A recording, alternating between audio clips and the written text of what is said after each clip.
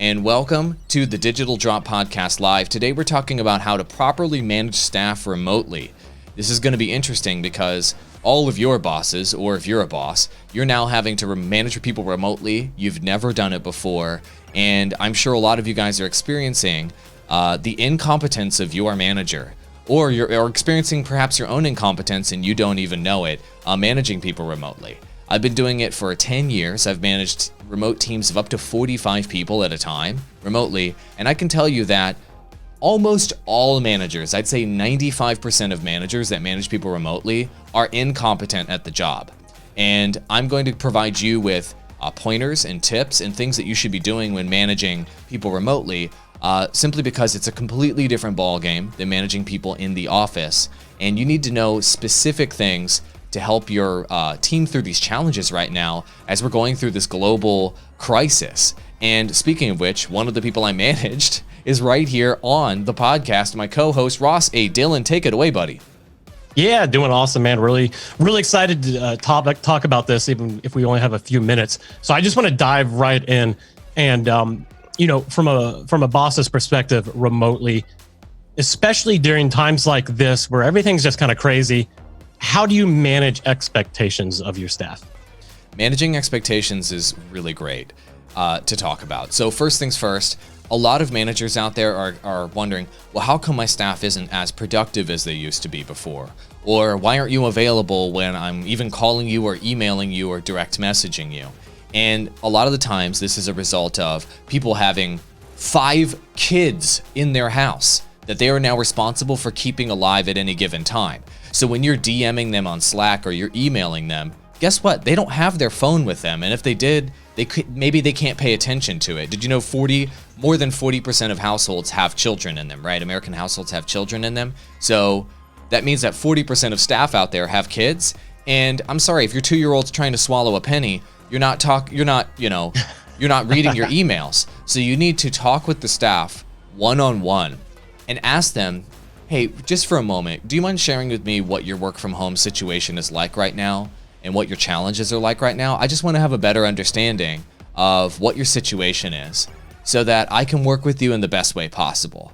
Are you having to work namely at night? Is it 15 minutes here and there? Can you tell me a little bit about it? And ask each staff member to actually share with you what their situation is like, rather than you assuming that you know what their situation is like, because everyone's situation is different. Maybe they're taking care of their grandma. Maybe their spouse has COVID.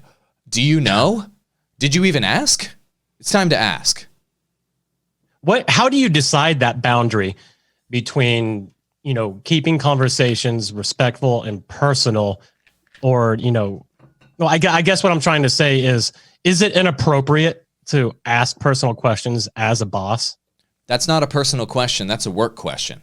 So you're asking about their work situation and their work schedule. So you're not asking them, how are you doing personally with all of this? You're not asking, how is your husband? You're just asking, how is your work situation going working from home? And tell me about what your schedule is like, and tell me about how we can better work together and how I can maybe schedule things out to work with your personal life. So you're coming from the work side of their life, and you're saying, how do I make this part of your life easier so that it now matches with this new personal part of your life, and how can you link those two things together? And if you don't bring that conversation up, then you'll never know that information. And if the employee chooses to share personal details with you, then sure, that's up to them. But you don't ask them is your husband depressed or something like that? You don't ask them those kinds of inappropriate questions. Right. Okay. That's fair. I want to go back to communication. We talked a little bit before we got cut off. Talk about micromanaging. Yeah. Is there ever a situation where micromanaging is appropriate?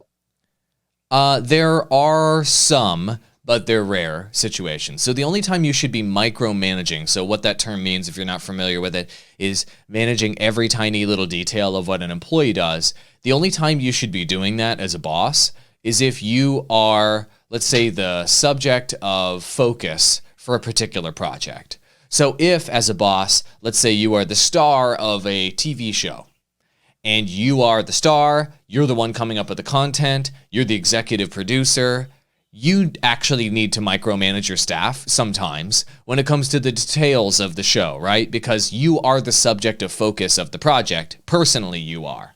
So therefore, you kind of need to micromanage the project. That's like 1% of cases, right?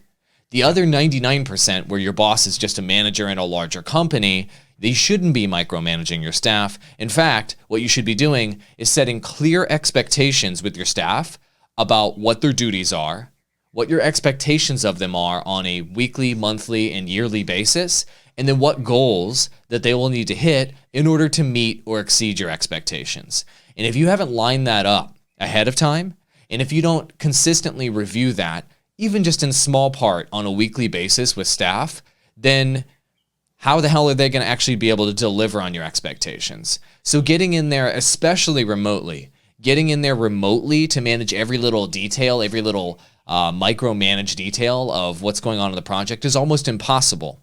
In order to do that, you have to incessantly ping someone on Slack or send them a million emails or constantly be calling them. And I'm sorry, that's not a viable strategy right now, given the situation.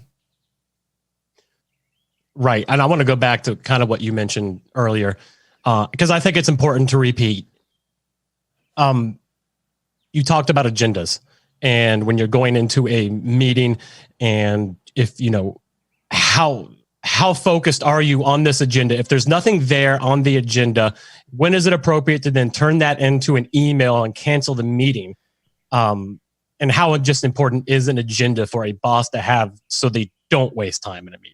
Yeah. So this is when I talked earlier, you guys would be like, are you serious? 95% of bosses are incompetent. They are. So most meetings don't have an agenda.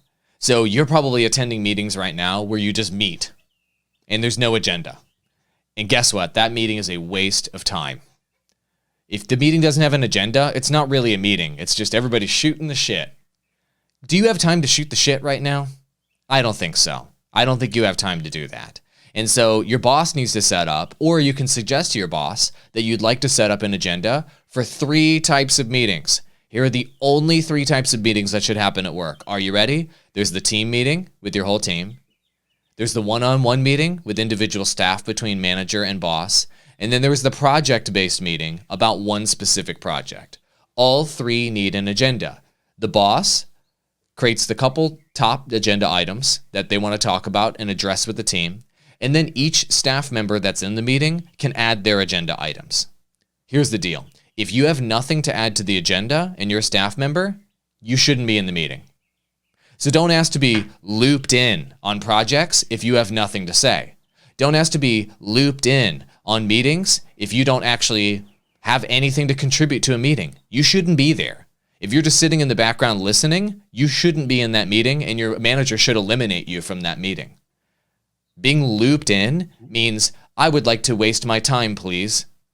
Good managers make sure that people aren't looped in and that they're off working when people are actually discussing things. Because meetings are for discussions. They're not for looping people in. They're not for updating people.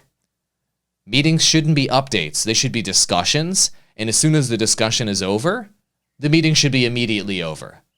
Good managers and good bosses don't waste people's time updating and shooting the shit and just laughing about whatever. Now, obviously, some of that banter is going to come up, right? And if your boss is a friendly person and they're good at creating a good working environment, there'll be some laughing, there'll be some joking, you'll get to know each other.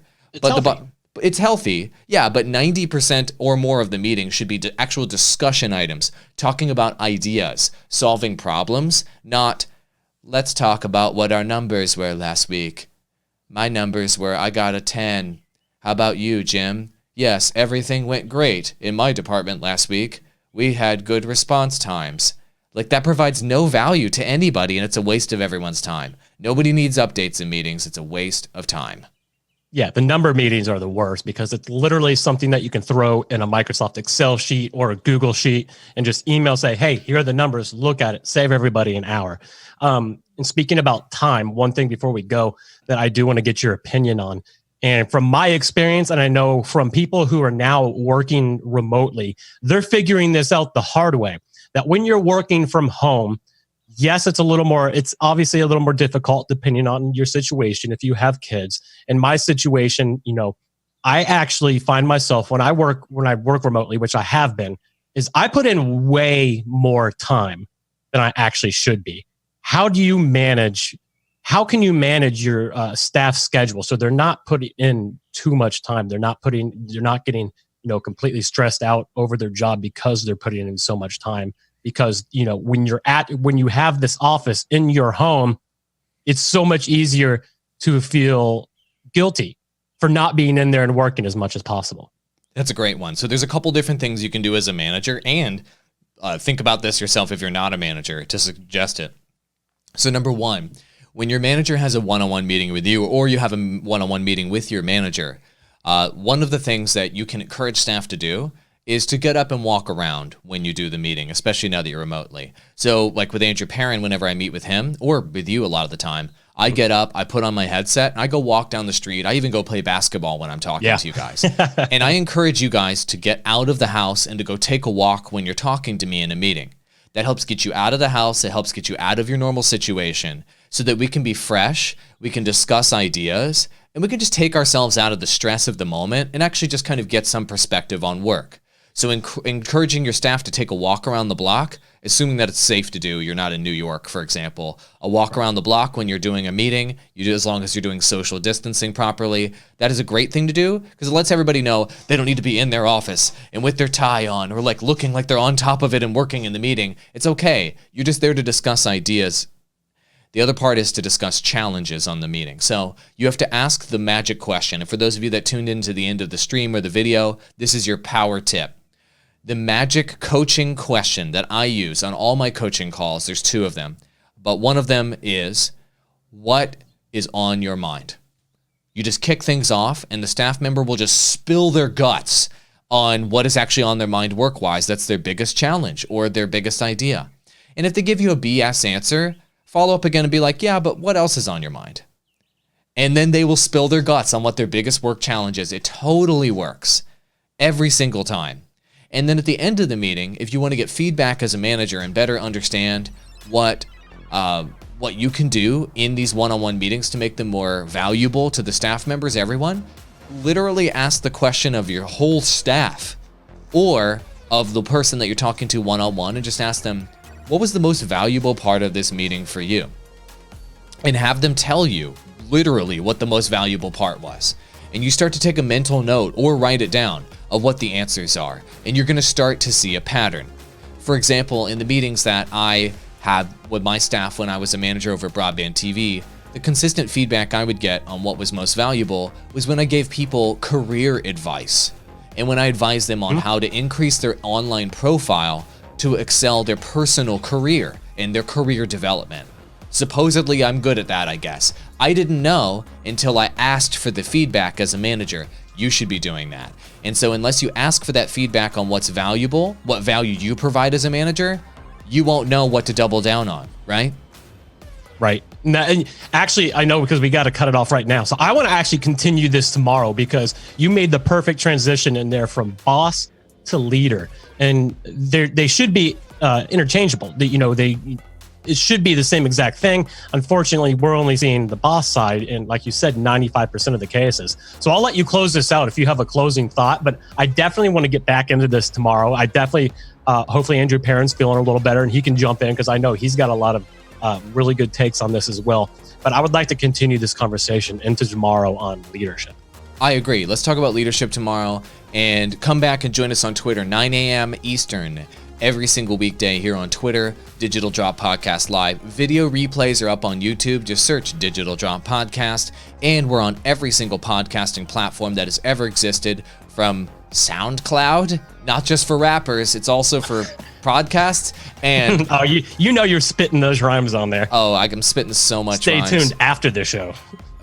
Yeah, right. Yeah, I'm sure you guys can tell I'm great at rapping. And also, we're on things like Google Play and all of that. So anyway, we'll see you tomorrow. Tell your manager, share this video with your manager. Think about this if you are a manager. Take this advice seriously, and you can improve how you communicate with other people and how you help other people and how you have an impact every day. Stop wasting your time and spend it more effectively when you're working with people remotely. Adios, amigos, and good luck out there.